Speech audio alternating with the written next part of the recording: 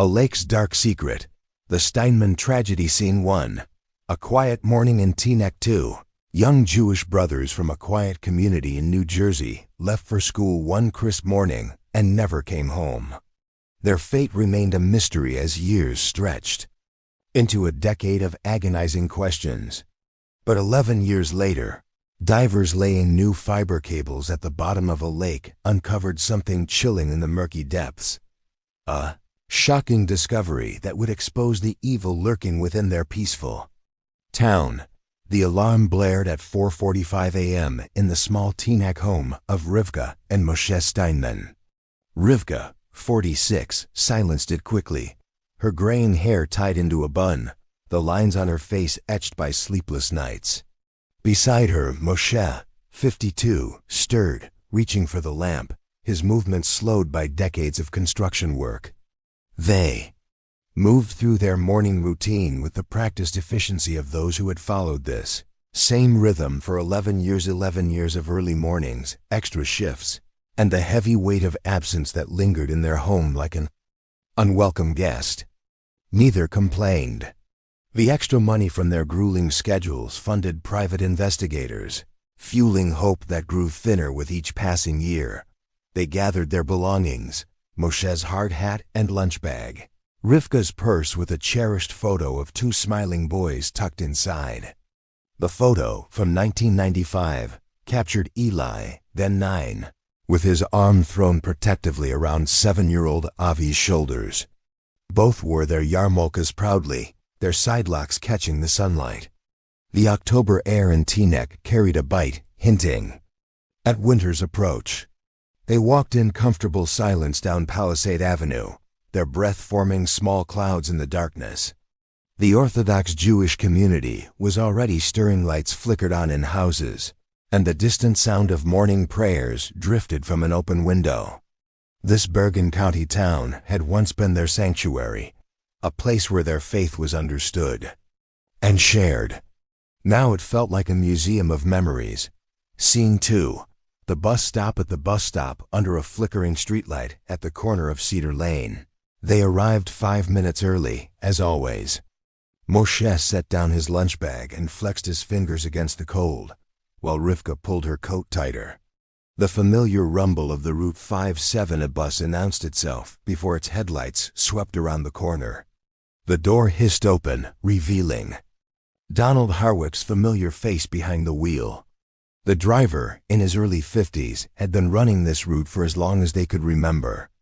His sandy hair was neatly combed, his uniform pressed despite the early hour. "Morning, folks," Donald greeted with his usual warmth. "Getting cold out there."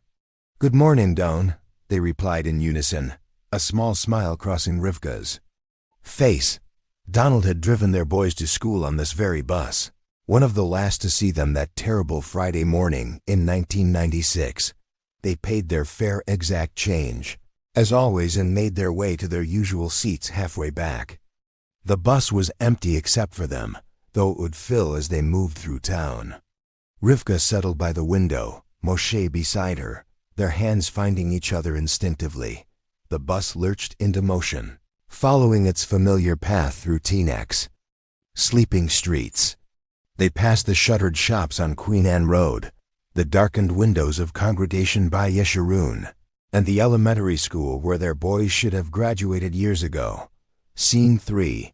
A call changes everything. Rivka's phone rang just as they passed the Jewish Community Center, the sound jarring in the quiet bus. She fumbled for it, checking the caller ID with a frown. "Teaneck Police," she murmured to Moshe before answering. "Hello, Mrs. Steinman. This is Detective Derek Keller from the Teaneck Police Department." Rivka's grip tightened on the frightened phone. Moshe leaned in, his expression tense. They'd received calls like this before: false leads, dead ends, apologies. "Yes, Detective." "What is it?" "Ma'am, I need to inform you that there's been a development in your son's case." The words hung in the air. Rivka's free hand found Moshe's, squeezing hard. "What do you mean, a development?" Her voice was barely above a whisper. A team of worker divers discovered some evidence this morning at the bottom of Lake Tamsen. We have reason to believe it may be connected to Eli and Avi's disappearance. Moshe gestured for the phone. Rivka tilted it between them so they could both hear. What kind of evidence? Moshe asked, his voice rough. Sir, I understand you want details, but this is something you need to see for yourselves. I'm sending officers to your home now. We're not home, Moshe interrupted. We're on the bus heading to work. The 5-7 en route. A pause. I see. Can you come to the station? We can arrange transport to the site from there. Yes, Rivka said immediately. We'll come now. Good. Ask for me when you arrive. And Mr. and Mrs. Steinman, I know you've been through a lot these past 11 years. We're treating this with the utmost seriousness. The call ended. Rivka stared at the phone, as if it might ring again with different news. Around them, the bus continued its route, oblivious to the earthquake that had shaken their world. Scene 4. Duty calls. But work resists. I need to call work, Moshe said, pulling out his phone. Rivka nodded, doing the same. Moshe's foreman was understanding. The construction crew knew about the Steinman's tragedy. But when Rivka reached her boss at Goldberg's Kosher Bakery, Rohan Mira's voice was sharp with irritation. Again, Rivka? This is the 3rd time this month. Mr. Mira, the police called.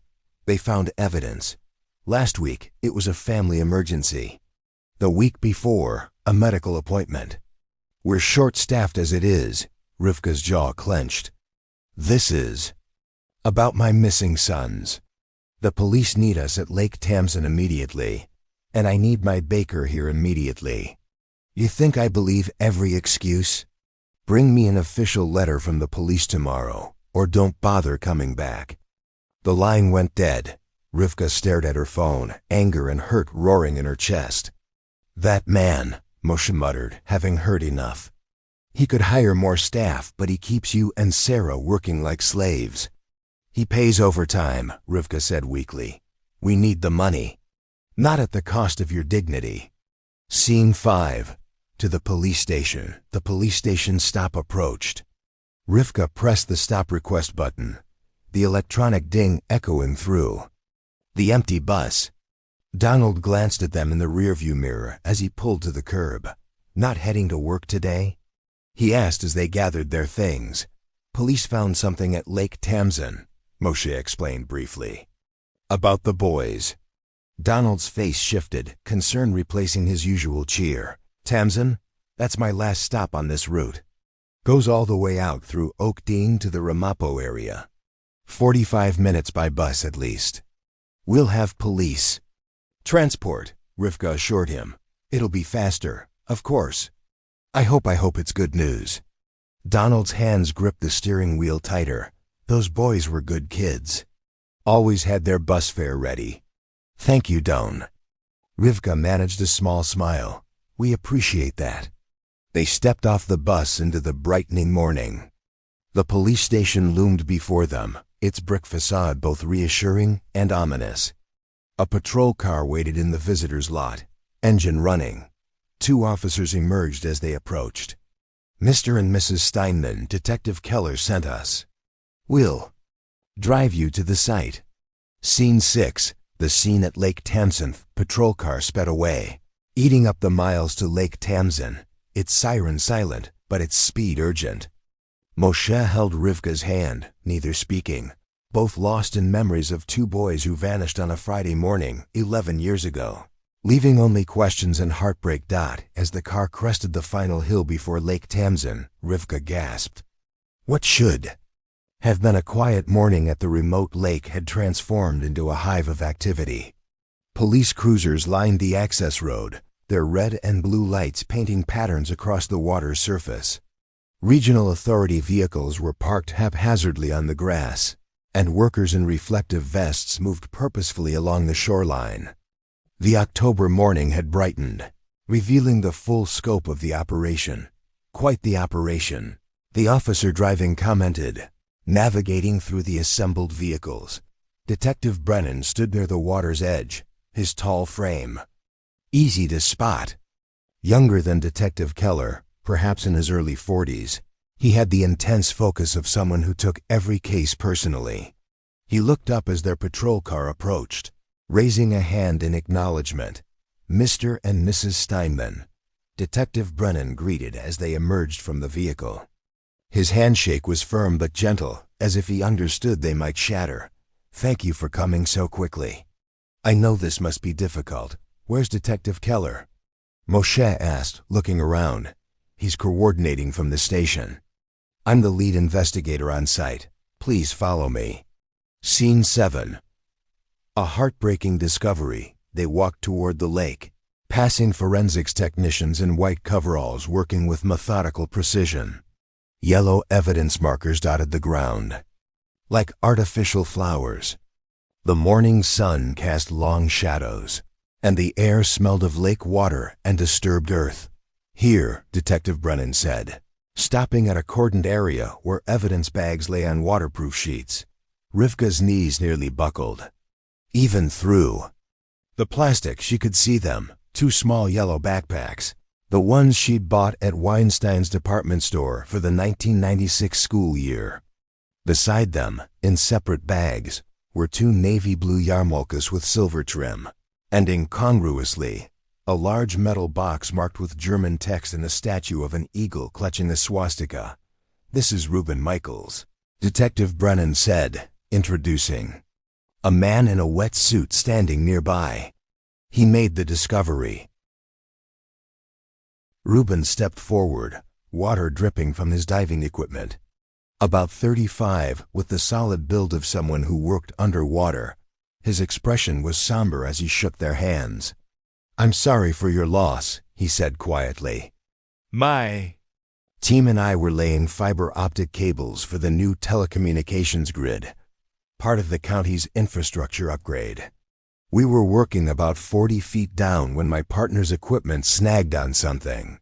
He paused, running a hand through his wet hair. "At first, we thought it was just debris. The lake's full of old junk. But when we cleared the silt, we saw the medical box of Sanitätskasten, a German military medical supply box from World War II. The eagle statue was wedged beside it. When we opened the box and saw the backpacks," Reuben's voice trailed off, "we surfaced immediately and called 911. Detective Brennan took over. When I arrived and saw the yarmulkes with the backpacks, I made the connection to your son's case immediately. 11 years is a long time, but some cases you don't forget." A forensics technician approached with a box of latex gloves. "We need you to examine the items," Detective Brennan explained. "DNA and fingerprints are unlikely after this long underwater, but you might recognize something personal. Are you ready?" Rivka looked at Moshe. His jaw was set, his construction worker's hands clenched. She took his hand and nodded. They pulled on the gloves. The technician carefully opened the evidence bags, laying out the contents on a clean sheet. The backpacks were weighted with stones, but the yellow fabric was visible beneath the lake stains. The zippers were corroded, but intact. Rivka reached for the first yarmulke and turned it over. There it was, Eli Steinman, written in her careful handwriting with permanent marker on the inside band. Her vision blurred with tears. That's my writing," she whispered. "I marked all their clothes for school." The second yarmulke bore Avi's name in the same neat script. The backpacks, when opened, revealed the same markers, names written on the inside fabric where she'd always put them to avoid mix-ups at school. "These are our son's things," Moshe confirmed, his voice thick. "No question." Rivka's composure shattered. Sobs erupted from deep inside, 11 years of compressed grief unleashed. Moshe pulled her against his chest, his own tears falling silently into her hair. Around them, investigators stepped back, giving them space to mourn. After several minutes, Detective Brennan approached with tissues and water bottles. "Take all the time you need," he said softly. Scene 8. A hate crime revealed when Rivka composed herself. Detective Brennan produced forms. I need you to sign these, confirming the identification. And I need to inform you that, based on this evidence, we're reopening the case with a new classification. This is no longer just a missing persons case. What do you mean? Moshe asked. The presence of Nazi paraphernalia with your son's belongings, the deliberate weighting of the bags, the remote location. This suggests a hate crime. Someone targeted your boys specifically. The words hung heavy in the morning air. A hate crime. They're beautiful boys, targeted for nothing more than their faith. Do you know anyone who might have harbored such feelings? Detective Brennan asked gently. Anyone who expressed anti-Semitic views or made threats? Moshe shook his head slowly. We're Jewish in America. There's always some level of discomfort from some people, but nothing specific, no threats. We lived quietly, kept to ourselves mostly. The boys went to the Jewish day school. We attended synagogue. Our neighbors in Teaneck were always cordial. The children never mentioned anyone bothering them. No incidents at school, or... Detective Brennan, a shout interrupted. Rivka's heart nearly stopped. Walking toward them across the grass was Donald Harwick, still in his bus driver's uniform, slightly out of breath, as if he'd hurried from the parking area. Sir, this is a restricted area, an officer intercepted him. This is an active crime scene. It's all right, Moshe said quickly. We know him. This is Donald, our bus driver. Donald's face was creased with concern. I'm sorry to intrude. I saw all the commotion when I reached my turnaround at the overlook. This is the last stop on my route. The 5-7 ends at the Lake Tamsen overlook. Detective Brennan studied Donald carefully. You're Donald Harwick. You drove the Steinman boys' bus route? Yes, sir. I spoke extensively with Detective Keller back in '96. Donald's voice was steady but sad. I was the last person to see those boys before they disappeared. It's haunted me all these years. What brings you here now, Mr. Harwick? Detective Brennan's tone was professional, but not unkind. Like I said, this is my route's terminus. I usually take my break at the overlook, have a smoke, stretch my legs. I've been driving this route for 15 years, stopping here every day.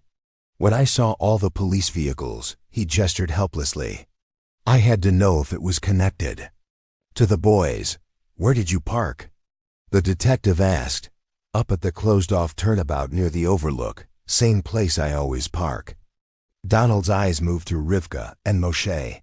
I'm so sorry. Those boys were good children, always polite. In 11 years of wondering, I never imagined they might be here, right where I stop every day. Detective Brennan made a note. Mr. Harwick, since you're here, would you mind answering a few questions? Of course. You can take a look at what we found, if Mr. and Mrs. Steinman don't object. Rivka and Moshe nodded their consent. Donald approached the evidence slowly, his face paling as he took in the scene. His eyes lingered on the Nazi memorabilia. My God, he breathed. Then, unexpectedly, he leaned closer to the Sanitätskasten. An eagle statue. These look authentic.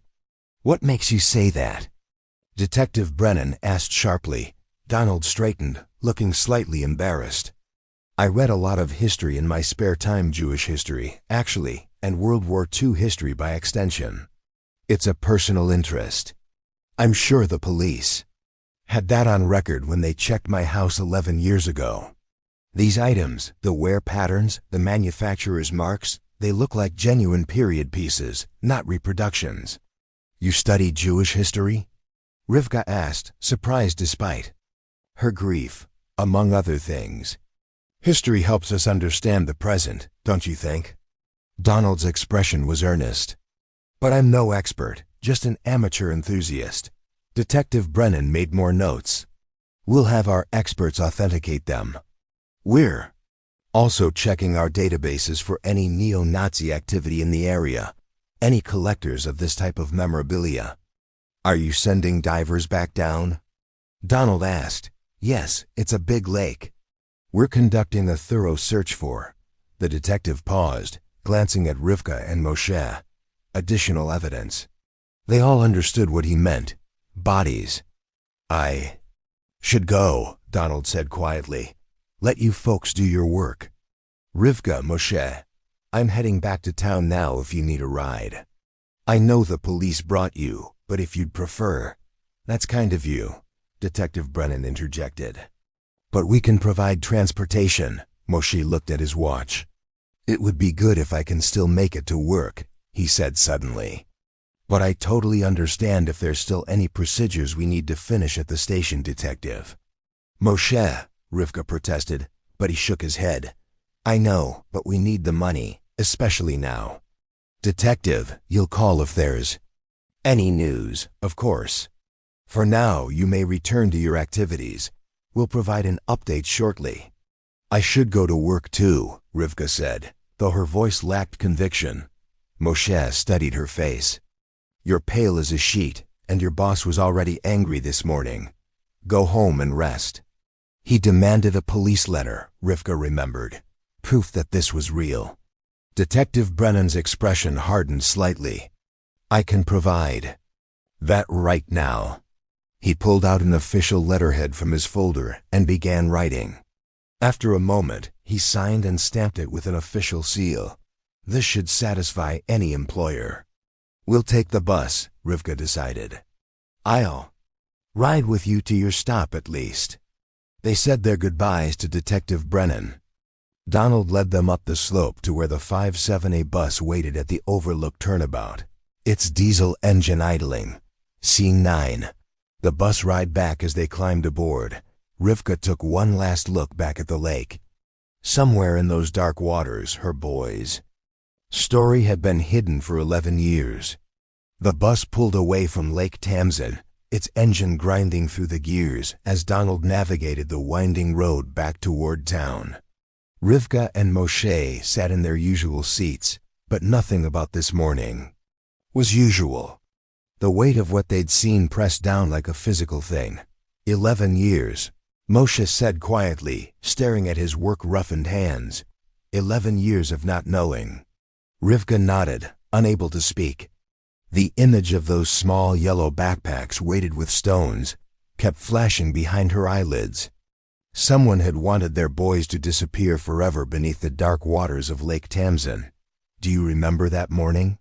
She asked, though of course he did. They'd relived it thousands of times. September 13th, 1996, Friday morning.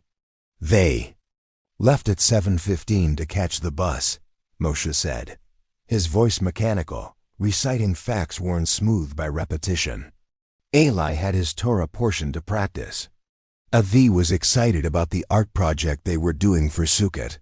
From the driver's seat, Donald glanced at them in the rearview mirror. I've gone over that morning so many times. They were at their usual stop. I drove them to school. They stepped out of the bus after all the other students, like usual. You told the police you didn't see them enter the school building, Rivka said, not accusingly, just stating fact. That's right. I had 17 other kids on the bus that morning. The Rosen twins, the Goldberg boys, little Sarah Weiss. Normally, a teacher would be there to greet them outside, but that day, no one was. The school didn't call. Until after 9, Moshe continued the familiar litany. By then, 2 hours had passed. The police thought they'd wandered off, Rivka added. 2 boys deciding to skip school, have an adventure. But where?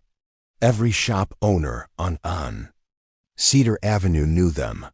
Someone would have seen them at the arcade or the comic book store. The police interviewed everyone, Donald said. I gave them my complete passenger list, my entire route. They talked to every family, every kid who rode my bus. The bus rumbled through Oakdane, past suburban houses where normal families lived normal lives.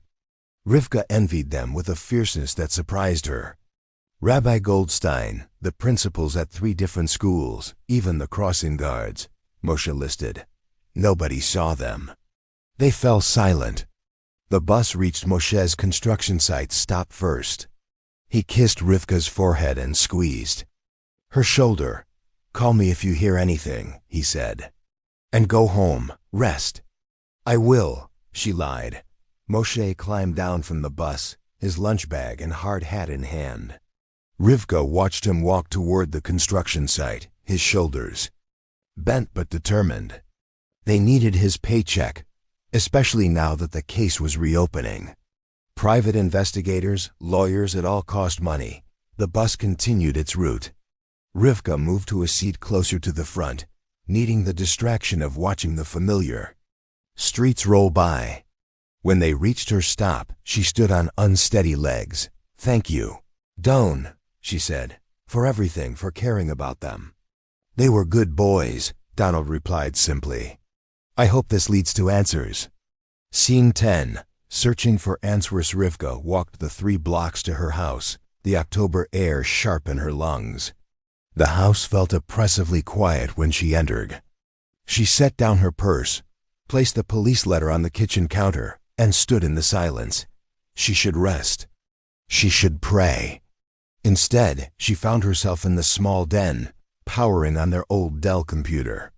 As it wheezed to life, she thought about the Nazi memorabilia found with her son's belongings. Who in Teaneck would own such things? Who would harbor such hate? The Internet Explorer browser loaded slowly. She typed "Neo-Nazi Groups New Jersey." 2007. Articles populated her screen. She clicked through them, reading about small but persistent groups scattered throughout the state. Then, in an article about the post-World War II growth of extremist movements in New Jersey, a familiar face caught her eye. "Morris," she breathed. There was her college friend Morris Goldfarb, now apparently a senior journalist. The photo showed her giving a lecture at Fairleigh Dickinson University's Teaneck campus just last year. The caption identified her as an expert on extremist movements in the tri-state area. Rivka's hand shook as she logged into Facebook. She found Maurice's profile and typed a message. "Maurice, it's Rivka Steinman, Rosen from college. I need to talk to you urgently about something. Please call me." She included her phone number and hit send. Maurice's status showed as offline. Rivka tried to lie down, but rest wouldn't come. The house felt like a tomb. After 20 minutes of staring at the ceiling, she made a decision. She grabbed her car keys and the police letter. If she was going to be miserable, she might as well be productive.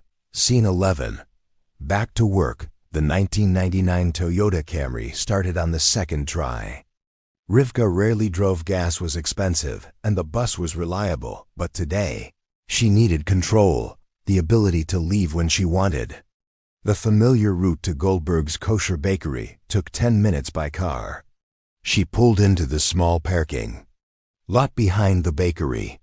Through the back door, she could see Rohan Mira in his small office, and Rafi manning the front counter alone. The kitchen would be chaos without her. The bell chimed as she entered. Rohan's head snapped up, his face shifting from surprise to suspicion.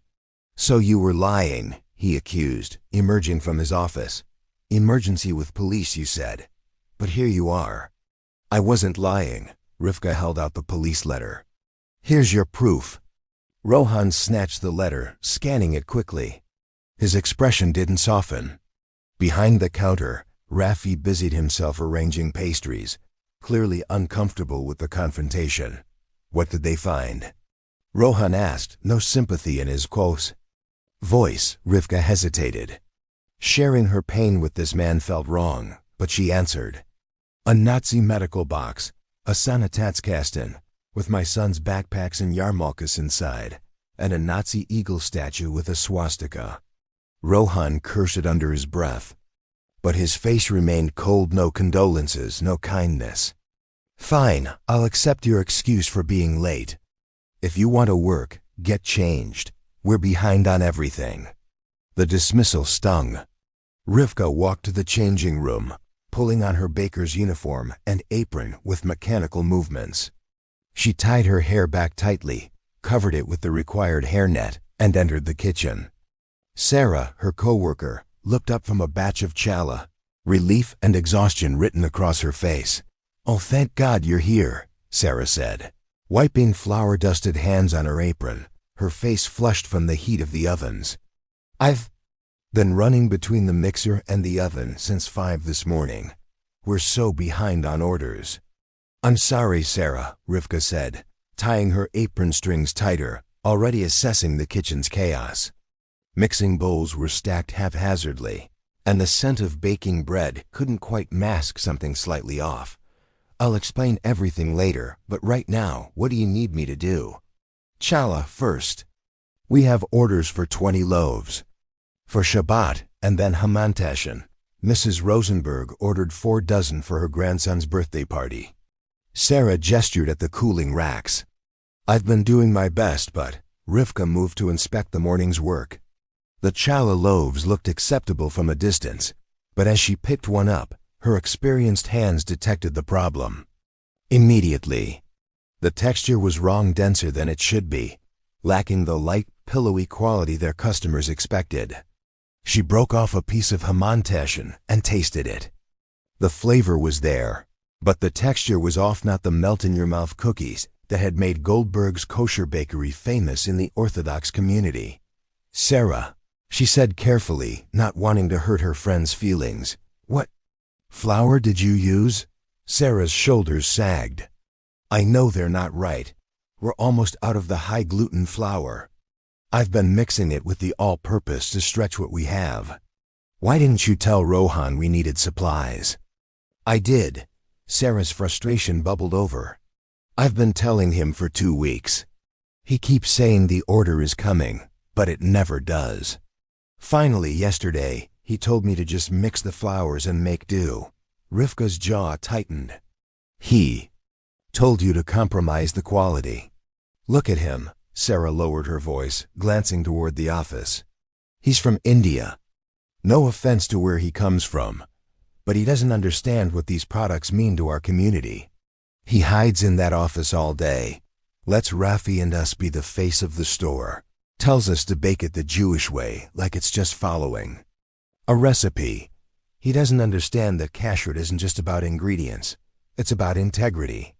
Rivka set down the substandard Hamantashen. "I'll talk to him. Good luck. He's been on the phone all morning. Sounds upset about something." Scene 12.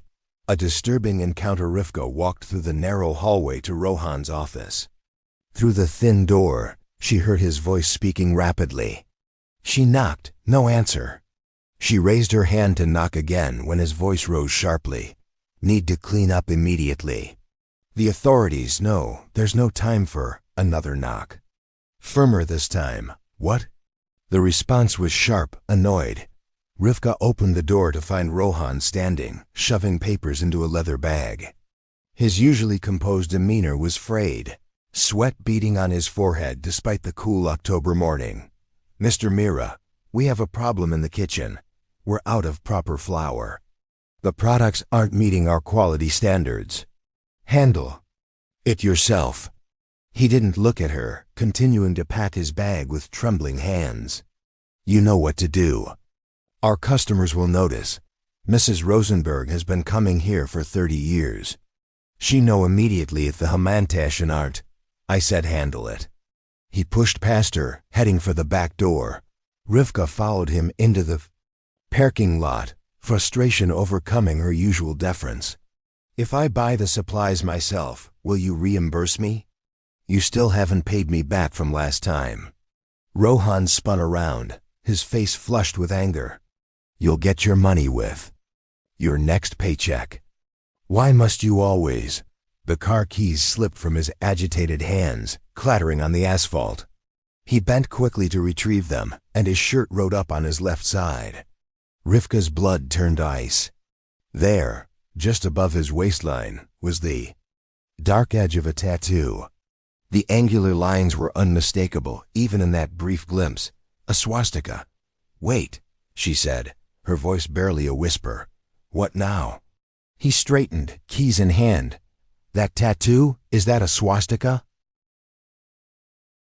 Rohan's face cycled through surprise, anger, and finally cold disdain. He yanked his shirt down. It's not a Nazi swastika, as you people always assume. It's a Hindu swastika, a sacred symbol that existed for thousands of years before. The Nazis corrupted it. You have a lot to learn about history and religion beyond your narrow worldview. Mrs. Steinman, perhaps you should educate yourself as thoroughly as you obsess over your precious baked goods. His voice dripped contempt. The swastika means good fortune in my culture. But of course, everything must be about your people's suffering, mustn't it? Before Rivka could respond, he climbed into his car and peeled out of the parking lot, leaving her standing alone in the cool morning air. Scene 13. Growing suspicion, Rivka walked back into the bakery on unsteady legs. Raffi looked up from the register, his young face curious but wisely silent. He'd learned not to get involved in the drama between the boss and the bakers. Back in the kitchen, Sarah was measuring out the last of their good flour. "Don't start another batch," Rivka said, untying her apron. "I'm going to get supplies." "I can give you money," Sarah offered. "I still have cash from what customers paid me directly yesterday."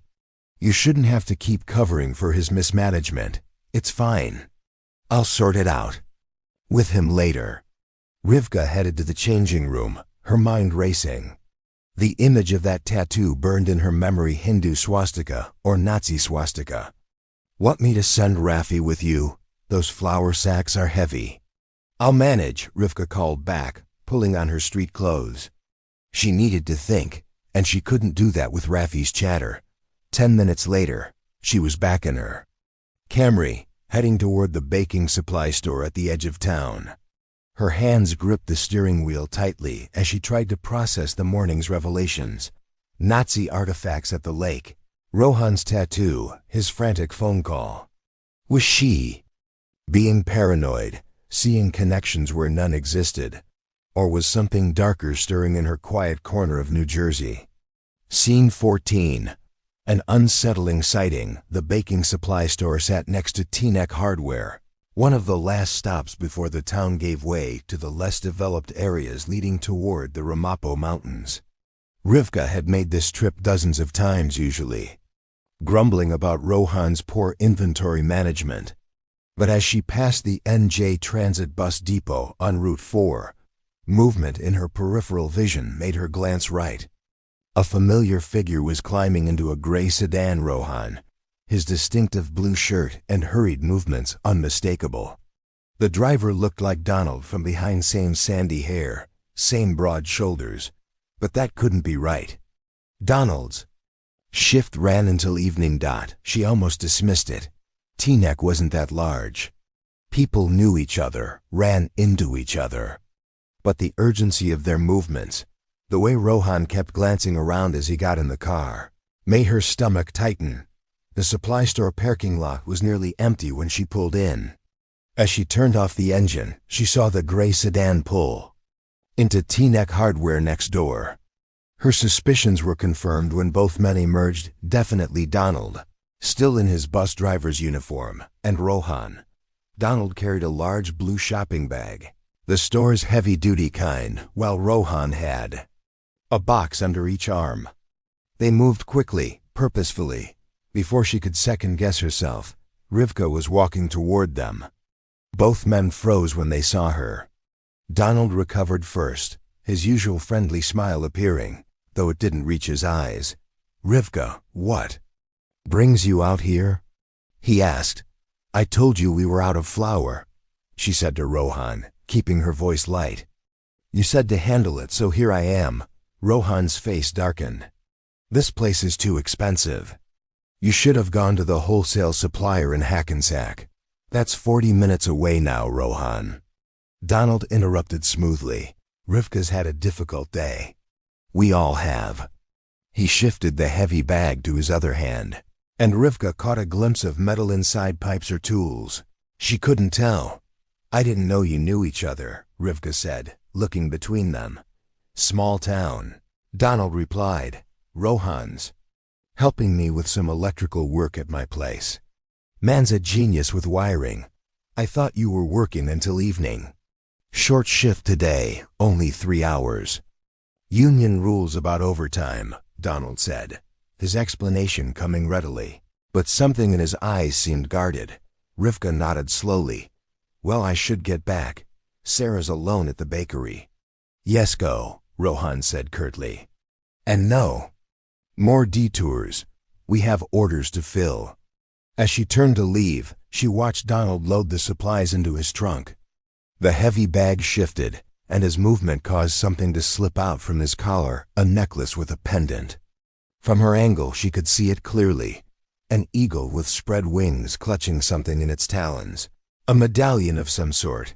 Her breath caught it looked disturbingly similar to the Nazi eagle statue found with her son's belongings. Donald noticed her staring and quickly tucked the necklace back inside his shirt. Their eyes met for a moment, and something passed between them, not the friendly warmth she was used to, but something harder, more calculating.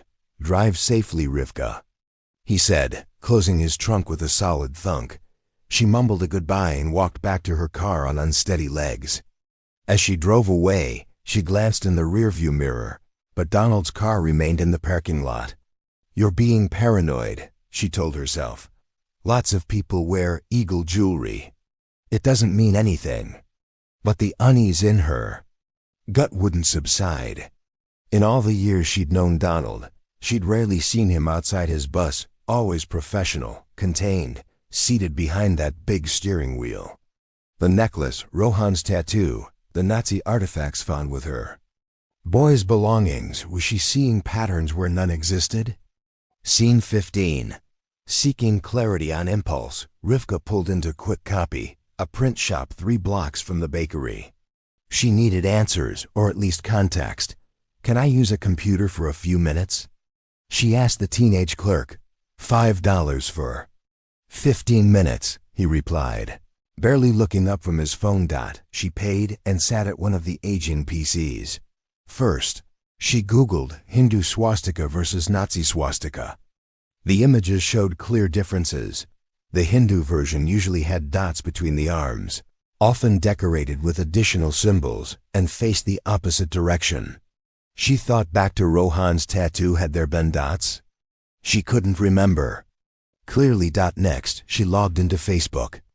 A red notification showed. Morris had replied. Rivka, oh my God, I can't believe what you're going through. Yes, we need to talk.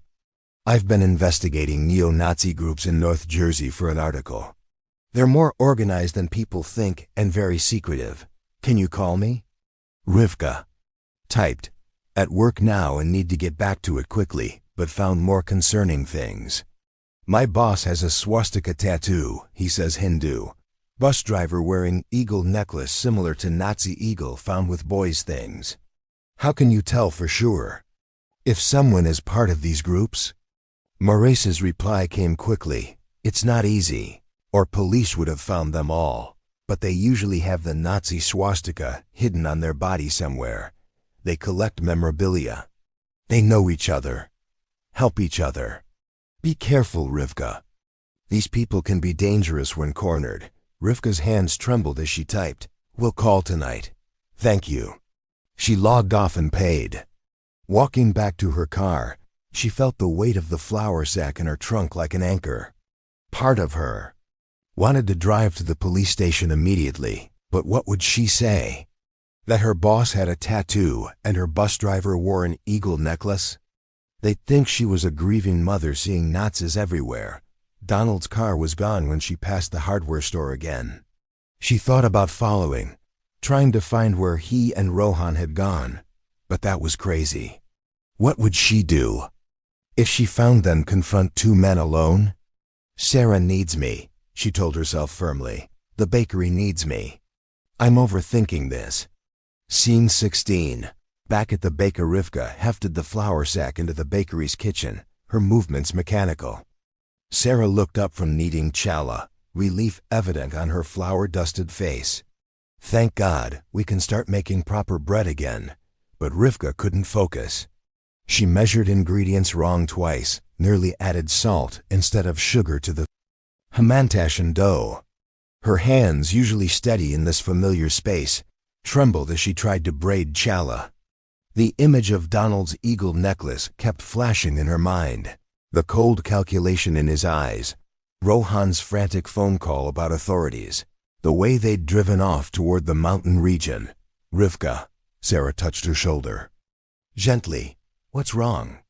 I can't, Rivka set down the dough, her hands shaking. I can't do this. My mind, I keep thinking about this morning, about what they found.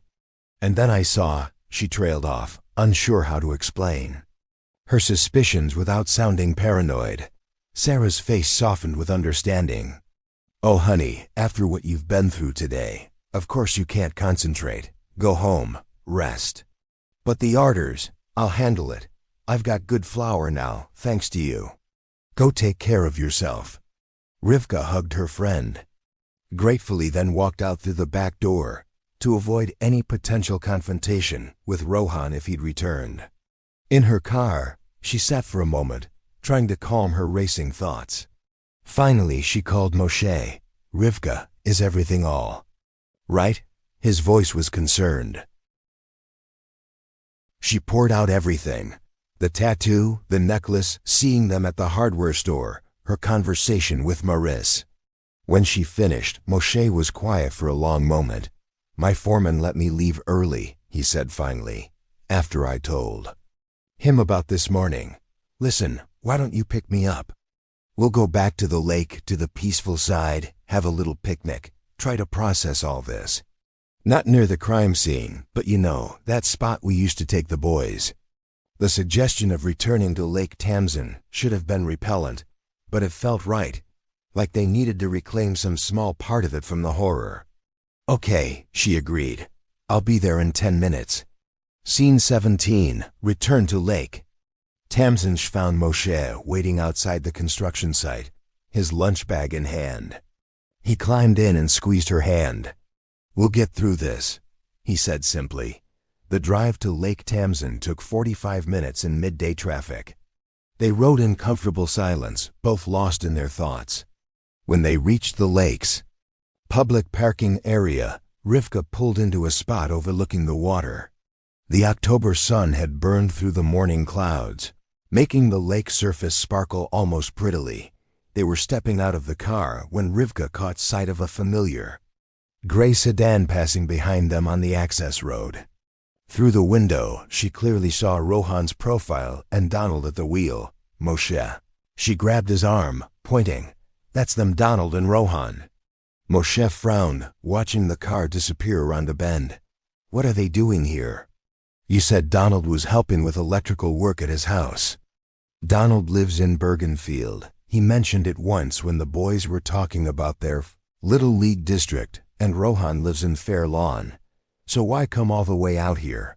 There aren't many cabins in this area. Too expensive, too protected. Maybe.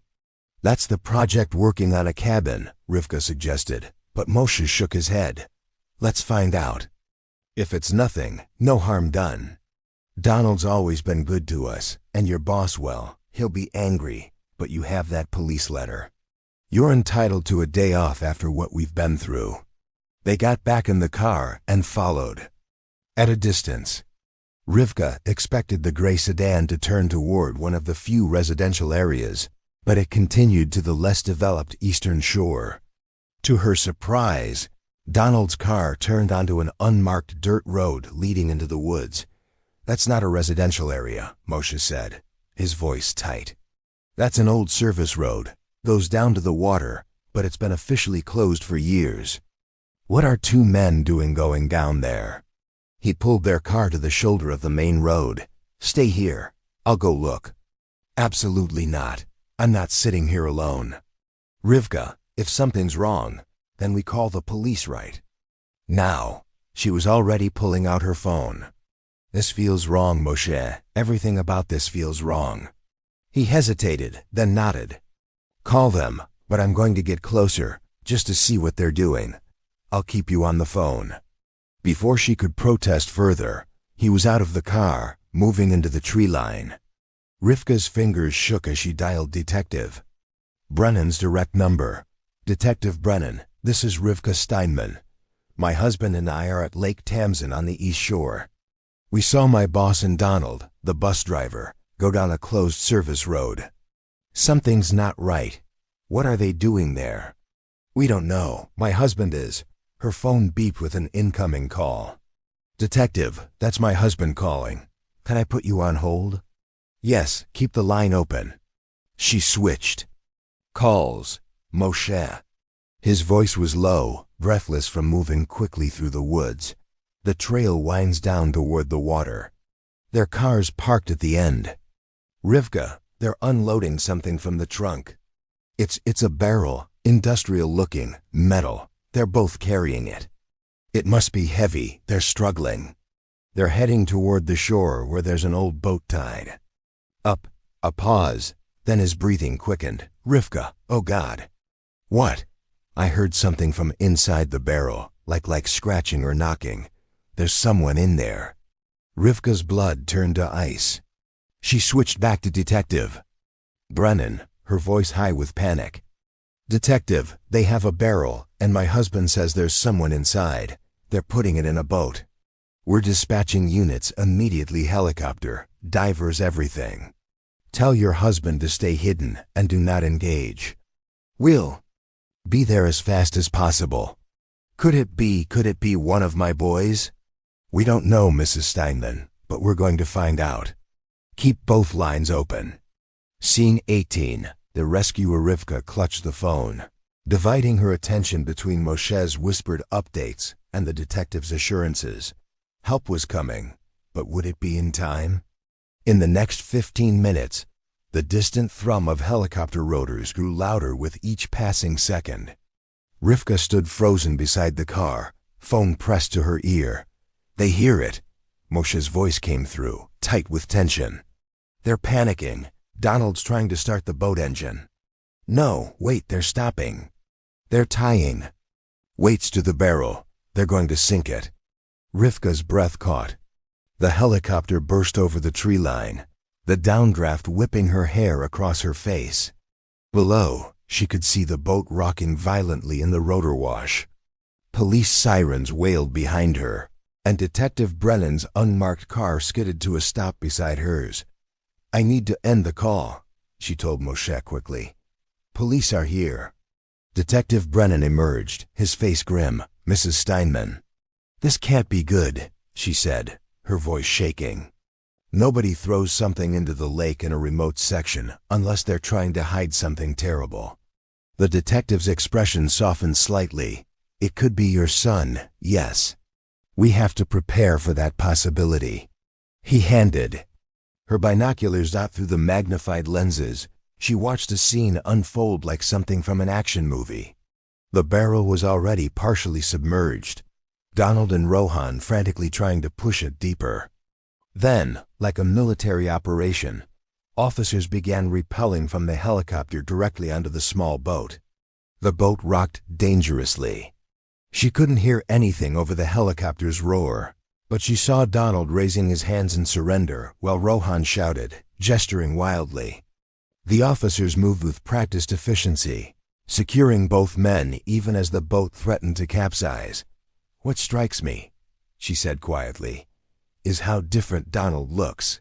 All these years he was so kind, so gentle with the children. The detective took back the binoculars. People can hide their true nature for a very long time, Mrs. Steinman. More boats converged on the scene, police boats stationed around the lake. She watched divers plunge into the water where the barrel had sunk. Long minutes passed. Then, finally, one diver surfaced, giving a thumbs up. They have it, Detective Brennan said. They're bringing it up. A splash in the nearby vegetation made her jump, but it was only Moshe emerging from his hiding spot, his face flushed with exertion and rage. If there's a child in that barrel, I swear I'll... He couldn't finish, his hands clenching and unclenching. Let's go. To the dock, Detective Brennan said calmly. That's where they'll bring everyone. Scene 19. A miracle and a loss. They followed the detective's car around the lake to the public dock on the western shore. By the time they arrived, a crowd of emergency vehicles had assembled. They watched as a police boat approached, Donald and Rohan visible in handcuffs, flanked by officers. Rivka stepped forward. "What were you doing?" she demanded, looking between the two men. "What were you thinking?" Donald's face was a mask of cold indifference, so different from the warm bus driver she'd known for over a decade. He said nothing, staring straight ahead. But Rohan spat on the wooden dock, his eyes blazing with hatred. "This isn't over," he snarled at her. "You think you've won? I'll come after you. My people will come after you." "That's enough," an officer said sharply, yanking Rohan toward a waiting police car. Then another boat arrived, and Rivka's world tilted on its axis. A small figure sat huddled between two divers, a thermal blanket around his shoulders. Even soaking wet, even 11 years older, she knew him instantly. "Avi," she whispered. The boy, no young man now, he must be 19, looked up at the sound of his name. His eyes, those same brown eyes she'd kissed goodnight thousands of times, met hers across the dock. "Avi!" She rushed forward, and he stumbled into her arms, collapsing against her as if his legs couldn't hold him anymore. He didn't speak, just clung to her, his body shaking with cold and trauma. "It's okay," she murmured, holding him tight. "You're safe now. It's going to be okay. It's only getting better from here." He was drowning, one of the divers explained. Water was already seeping into the barrel. "We found holes in various parts, man-made holes." Another few minutes, and he didn't need to finish. "We got most of the water out of his lungs on the boat, but he needs medical attention." Detective Brennan had been questioning Donald and Rohan. Now he turned back, his face grave. "Where's the other boy? Where's Eli?" Donald remained stone-faced, but Rohan laughed, a sound that made Rivka's blood run cold. "The lake ate him up years ago," he said with evident satisfaction. "Fed him to the fishes where he belonged." Moshe lunged forward, but officers restrained him. Avi made a sound, not quite a word, more like a wounded animal's cry, and pressed his face into Rivka's shoulder. "Search the lake again," Detective Brennan ordered his team. "I know we searched this morning, but that was just the immediate area. If a barrel was sunk years ago, nature would have hidden it. Check every rock formation, every weed, every sandbar. I want dive teams covering every inch of this lake." The officers began processing Donald and Rohan for transport. As they emptied pockets and removed personal items, Rivka saw them confiscate Donald's necklace, the eagle pendant she'd glimpsed at the hardware store. Now she could see it clearly, an eagle clutching a swastika medallion, matching exactly the statue found that morning with the boy's belongings. Turned to the side. An officer ordered Rohan. When he did, they photographed the tattoo on his waist, not a Hindu swastika, as he'd claimed, but clearly the Nazi version. Stark and undisguised. Scene 20. To the hospital the medical team arrived with ambulances. They wrapped Avi in more blankets, checking his vital signs with practiced efficiency. 19-year-old male, possible hypothermia, water aspiration, one paramedic called out. "Vitals are stable, but he's in shock. We need to transport immediately." "You can ride with him," another told Rivka. "Dad, you'll need to follow in your car." As they prepared to load Avi into the ambulance, Rivka took one last look at Donald and Rohan being driven away in separate police cars. Donald finally met her eyes through the window, and what she saw there made her shudder, not remorse, not humanity, just cold hatred. She climbed into the ambulance, taking Avi's hand in both of hers. It was larger than she remembered, no longer a child's hand, but she knew every line, every knuckle. Her baby was alive, damaged, traumatized, but alive. "I'm here," she whispered as the ambulance doors closed. "Mama's here. I'm not letting go."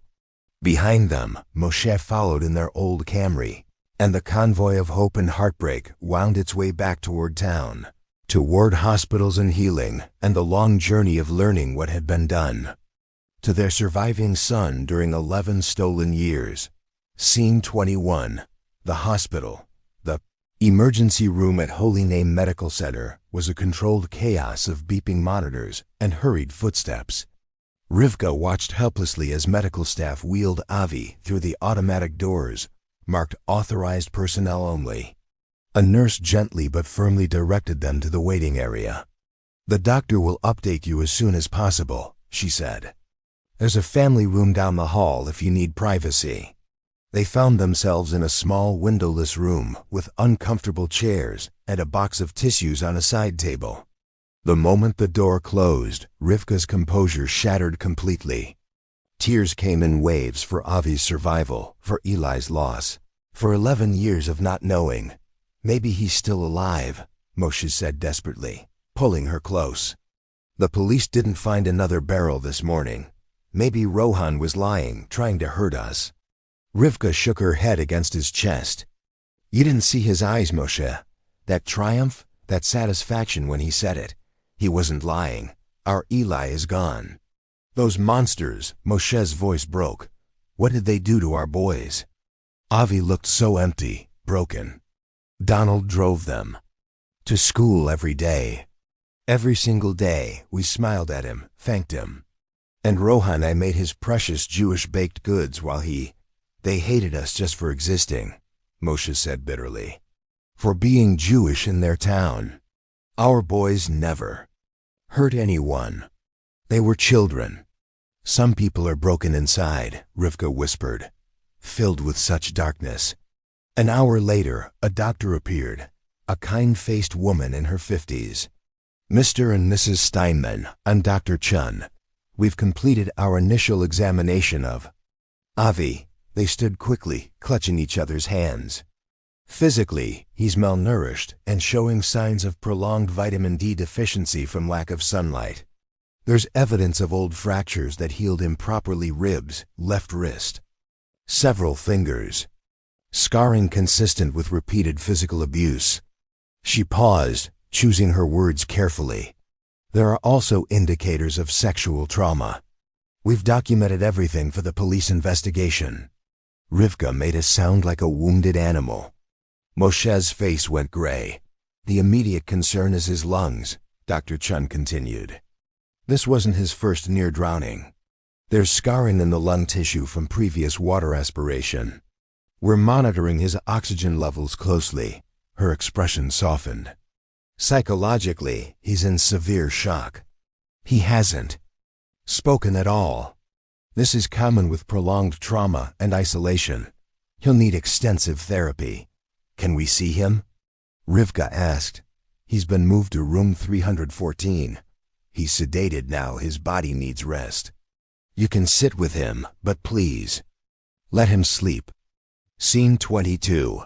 The truth unfolds. They were about to head to Avi's room when Detective Brennan arrived with a younger partner. "I'm sorry to do this now," he said, "but we need your official statements while everything is fresh. There's a conference room we can use." In the sterile hospital conference room, the partner set up a digital recorder while Detective Brennan opened a thick file. "Tell me everything from this morning," he said gently. They recounted it all. The discovery at the lake, Donald's appearance, the encounter at the hardware store, following them back to Lake Tamsen. When they finished, Rivka asked, "What did they say? Did they confess?" Detective Brennan's jaw tightened. "Donald hasn't said a word." Complete silence. "But Rohan?" He shook his head. "No remorse whatsoever. He seemed proud of what they'd done." "What happened to our boys?" Moshe asked, though part of him clearly didn't want to know. According to Rohan, on September 13th, 1996, Donald picked up your sons as usual, but promised them a treat. The new playground near the school had just opened. Told them it was a secret reward for being the best-behaved children on the bus. Rivka closed her eyes, picturing her trusting boys. They always sat in the back. So after the other children got off, he told them to hide on the bus floor. Instead of going to school, he drove to a pre-arranged meeting point where Rohan was waiting.